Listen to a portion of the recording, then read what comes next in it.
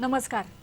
आज ज्येष्ठ कृष्ण द्वितीया शके 1938 सादर करत आहोत ठाणे वार्ता। ठळक घडामोडी। पहिल्याच पावसात महापालिकेच्या नालेसफाईचं पितळ उघडं। जिल्ह्यात आता दर 2 महिन्यांनी मानवी अभिहस्तांतरण अदालत आणि परप्रांतातून आलेल्या 30 बालमजुरांची प्रथमच्या मदतीनं सुटका करण्यात रेल्वे पोलिसांना यश। या आणि इतर घडामोडी विस्तृतपणे पण काही क्षणातच। ठाणे वार्ता पहा श्रीस्थानक वाहिनीवर। आता सकाळी 9:15 पासून रात्री 9:15 पर्यंत ठाणे वार्ता, ठाण्यातील पहिलं दृकश्राव्य माध्यम। श्रीस्थानक वाहिनी ठाण्याची स्वतःची वाहिनी। ठाण्यातील घडामोडी, कार्यक्रम, वादविवाद, अगदी गाणी, नाटक याचा आनंद घर बसल्या पहा श्रीस्थानक वाहिनी। आपल्या ठाण्याचं हक्काचं व्यासपीठ श्रीस्थानक वाहिनी। ठाणे वार्ता आता संकेतस्थळावर देखील ठाणेवार्ता.com वर क्लिक करा आणि ठाण्याच्या घडामोडी जाणून घ्या। ठाण्यातील पहिलं ऑनलाईन माध्यम ठाणेवार्ता.com। नमस्कार मंडळी, दर रविवारी पाहायला विसरू नका। नमस्कार मंडळी, आपल्या प्रश्नांचं थेट उत्तर। ठाणे वार्ता पहा श्रीस्थानक वाहिनीवर। आता सकाळी 9:15 पासून रात्री 9:15 पर्यंत ठाणे वार्ता, ठाण्यातील पहिलं दृकश्राव्य माध्यम। ठाण्यात झालेल्या मुसळधार पावसानं ठाणे महापालिकेच्या नालेसफाईचा पोलखोल केला। शहरातील संभाजीनगर, चंदनवाडी आणि 3 पेट्रोल पंप परिसरात पाणी तुंबण्याच्या घटना घडल्या। या पावसामुळे 7 ठिकाणी झाडे कोसळण्याच्याही घटना घडल्या। शॉर्ट सर्किट होऊन आग लागणं आदी 20 तक्रारी आपत्कालीन विभागाकडे नोंदवण्यात आल्या आहेत। सोमवारी रात्रीपासून सुरू झालेल्या पावसानं मंगळवारी पहाटे जोर धरला। सुमारे 2 तास मुसळधार कोसळणाऱ्या पावसामुळे पालिकेची नालेसफाई उघडी पडली। वृंदावन इथल्या ऋतू पार्क, चंदनवाडी इथल्या नाल्यांची सफाई न झाल्यामुळे या नाल्यात साचलेल्या कचऱ्यामुळे पाण्याचा निचरा होत नव्हता। 3 पेट्रोल पंप, वंदना सिनेमा इथल्या रस्त्यांवर पाणी साचलं होतं। संभाजीनगर इथेही काही काळ पाणी तुंबलं होतं। पहाटे 4:30च्या सुमारास विटावा भागात आकाशातून झेपावलेल्या प्रकाशमान गोळ्यानं वीज कोसळल्याचा भास झाल्याचं नागरिकांनी सांगितलं। यामुळे विटावा परिसरातील अनेक घरांचे पत्रे फुटले।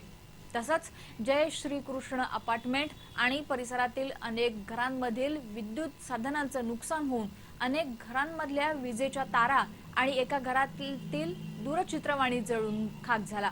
या सर्व प्रकारामुळे काही काळ वीज गायब झाली होती। ठाण्याच्या काही भागातही 2 ते 8 तास वीज गायब झाली होती। हिंदू जनजागृती समितीतर्फे गोव्यामध्ये 5वं अखिल भारतीय हिंदू अधिवेशन आयोजित करण्यात आलंय। या अधिवेशनात देश-विदेशातून आलेल्या हिंदुत्ववाद्यांनी उपस्थितांना मार्गदर्शन केलं। अरुणाचल प्रदेशातील पपुमपरे इथून आलेल्या कुरुताई यांनी अरुणाचल प्रदेशातील ख्रिस्ती धर्मांतराच्या संकटाविषयी माहिती दिली। युथ फॉर पनून काश्मीरच्या राहुल कौल यांनी विद्यमान सरकारच्या शासन काळात हिंदूंच्या वाढलेल्या दुर्दशेचं विवेचन केलं। डिसेंबरपर्यंत सरकारनं काश्मीरी हिंदूंच्या परतीसाठी काही ठोस पावलं न उचलल्यास 17 जानेवारी या दिवशी भारतातील हिंदू काश्मीरकडे कूच करतील आणि आपली भूमी परत घेतील असा इशारा दिला। तर नेपाळमध्ये हिंदू राष्ट्राच्या पुनर्स्थापनेसाठी भारताचं समर्थन आवश्यक असल्याचं नेपाळी प्रसारमाध्यमांच्या संघटनेचे अध्यक्ष निरंजन ओझा यांनी सांगितलं। महापालिकेच्या कळवा रुग्णालयातील डायलिसिस सेंटरच्या लुटीबाबत आवाज उठवूनही अद्यापही इथल्या सेंटरवर कारवाई झालेली नसल्याची बाब कालच्या महासभेत उघड झाली। विशेष म्हणजे या डायलिसिस सेंटरच्या जागेवर अथवा इतर ठिकाणी स्वस्त दरात अशा प्रकारचे सेंटर सुरू करण्याचा प्रस्ताव देखील गेल्या 2 वर्षांपासून कागदावरच असल्याचा गौप्यस्फोट महासभेत करण्यात आला। कळवा रुग्णालयाच्या जागेत डायलिसिस सेंटर चालवण्यासाठी ज्या संस्थेला 25 वर्ष करारावर जागा उपलब्ध करून देण्यात आली त्या सेंटरमध्ये गरीब रुग्णांना सवलत दिली जात नसल्याची बाब विरोधी पक्षनेते संजय भोईर यांनी प्रशासनाच्या निदर्शनास आणून दिली। या सेंटरवर रुग्णांची नोंदणी करण्यासाठी आणि बिल घेण्यासाठी महापालिकेच्या कर्मचाऱ्यांची नियुक्ती करण्याचा निर्णय घेण्यात आला होता। मात्र 2 वर्ष उलटली तरीही या निर्णयाची अंमलबजावणीच करण्यात आली नसल्याचा टोला सेना सदस्य नरेश मस्के यांनी लगावला। या सेंटरबद्दल यापूर्वी देखील अनेक तक्रारी आल्या असून या मुद्द्यावर चर्चा देखील झाली असल्याचं सांगून या सर्व कारभाराची चौकशी करून या संदर्भातील अहवाल पुढच्या महासभेत प्रशासनाने सादर करावा असे आदेश महापौर संजय मोरे यांनी प्रशासनाला दिले। डायलिसिसची ही सुविधा पालिकेच्या माध्यमातून देण्यात आली आहे. मात्र करारनाम्याचा काही भंग झाला असेल तर सर्व बाबी तपासून पुढील योग्य कारवाई केली जाईल, अशी माहिती अतिरिक्त आयुक्त सुनील चव्हाण यांनी दिली. शहरात 5 ठिकाणी लोकसहभागातून डायलिसिसची केंद्र उभारण्यासाठी पालिकेनं हालचाली सुरू केल्या होत्या. यासाठी काही बेड उपलब्ध करून दिले जाणार आहेत. या संदर्भातील ज्यांचं वार्षिक उत्पन्न 1 लाखांपर्यंत असेल त्यांना ही सुविधा मोफत दिली जाणार होती. मात्र ही सेंटर अद्याप सुरूच झाली नसल्यानं पालिका जर असमर्थ असेल तर पालिकेनं जागा उपलब्ध करावी, आम्ही माणसं देतो, असा टोला सेनेच्या नरेश मस्के यांनी पालिका प्रशासनाला लगावला. मानीव अभिहस्तांतरणाची प्रक्रिया अधिक वेगवान करणं आणि त्यातील अडचणींवर मात करण्यासाठी मानीव अभिहस्तांतरण अदालत दर 2 महिन्यांनी घेण्याचे आदेश जिल्हाधिकारी महेंद्र कल्याणकर यांनी दिले. गृहनिर्माण संस्थांच्या मेळाव्यात बोलताना त्यांनी हे आदेश दिले. 2011 पासून मानीव अभिहस्तांतरणाबाबत सरकार प्रयत्नशील आहे. मात्र आता यात गृहनिर्माण संस्थांना येणाऱ्या अडचणींचा विचार करून सरकारनं बरेच बदल सुचवले आहेत. जिल्ह्यात गृहनिर्माण संस्थांची मोठी संख्या आहे. मानीव अभिहस्तांतरणाची प्रकरणंही विविध टप्प्यांवर प्रलंबित आहेत. अनेक गृहनिर्माण संस्था अजूनही यासाठी समोर यायच्या आहेत. या संस्थांना येणाऱ्या अडचणी दूर करण्यासाठी दर 2 महिन्यांनी मानीव अभिहस्तांतरण अदालतीचं आयोजन केल्यास वारंवार निवेदनं आणि तक्रारी देण्यात वेळ वाया जाणार नाही. किंबहुना महापालिका, सहकार विभाग, महसूल विभाग या विभागांचे अधिकारी एकत्र आल्यानं याबाबतच्या अडचणी लवकर सुटू शकतील, असा विश्वास जिल्हाधिकाऱ्यांनी व्यक्त केला. ठाणे वार्ता पहा श्रीस्थानक वाहिनीवर. आता सकाळी 9:15 पासून रात्री 9:15 पर्यंत ठाणे वार्ता, ठाण्यातील पहिलं दृकश्राव्य माध्यम. आपला परिसर स्वच्छ आणि सुंदर ठेवण्यासाठी ठाणे महापालिकेत सहकार्य करा. ओला सुका कचरा वेगवेगळा जमा करा आणि रोगराईपासून मुक्तता मिळवा. ठाणे वार्ता आता संकेतस्थळावर देखील ठाणेवार्ता.com वर क्लिक करा आणि ठाण्याच्या घडामोडी जाणून घ्या. ठाण्यातील पहिलं ऑनलाईन माध्यम ठाणेवार्ता.com. डॉक्टर आणि रुग्णांचं पिढ्यानपिढ्यांचं जिव्हाळ्याचं नातं म्हणजेच डॉक्टर बेडेकर हॉस्पिटल. आता अत्याधुनिक सोयी सुविधा आणि तंत्रज्ञान युक्त वंध्यत्व निवारण केंद्रात IVF आणि टेस्ट ट्यूब बेबीची ही सुविधा. डॉक्टर बेडेकर हॉस्पिटल, महर्षी कर्वेपथ, ठाणे. 65 वर्षांची निरंतर सेवा. ठाणे वार्ता पहा श्रीस्थानक वाहिनीवर. आता सकाळी 9:15 पासून रात्री 9:15 पर्यंत ठाणे वार्ता, ठाण्यातील पहिलं दृकश्राव्य माध्यम. ठाणे महापालिकेच्या निविदांमध्ये सावळा गोंधळ होत असल्यानं पारदर्शक कारभारासाठी महापालिकेनं टेंडरिंग निविदा प्रक्रिया सुरू केली आहे. मात्र प्रशासनाच्या या उद्देशालाही ठेकेदारांनी हरताळ फासत चक्क पालिकेची टेंडरिंग लिंक हायजॅक केल्याचा आरोप सर्वपक्षीय नगरसेवकांनी केल्यानं खळबळ उडाली आहे.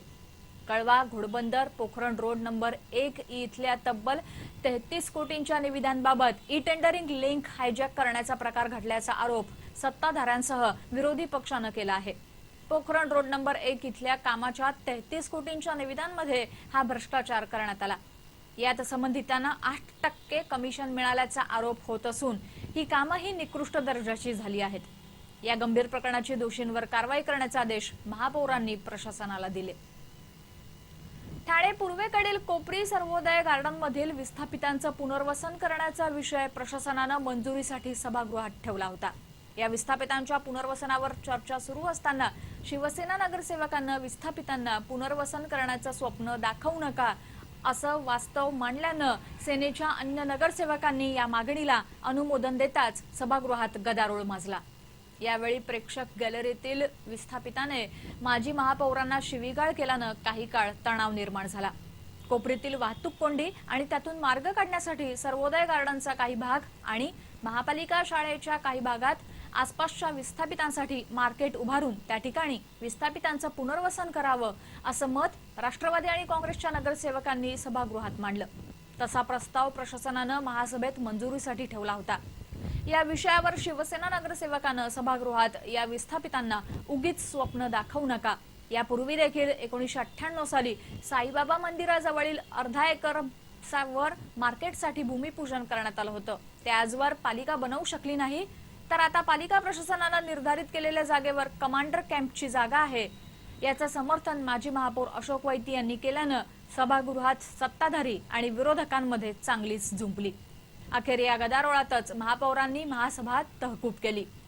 सेना नगरसेवकाच्या या प्रस्तावाचं समर्थन करणाऱ्या माजी महापौर अशोक वैती यांना सभागृहातून बाहेर पडताना प्रेक्षक गॅलरीतील बसलेल्या विस्थापिताने शिवीगाळ करून सभागृहातून पळ काढला।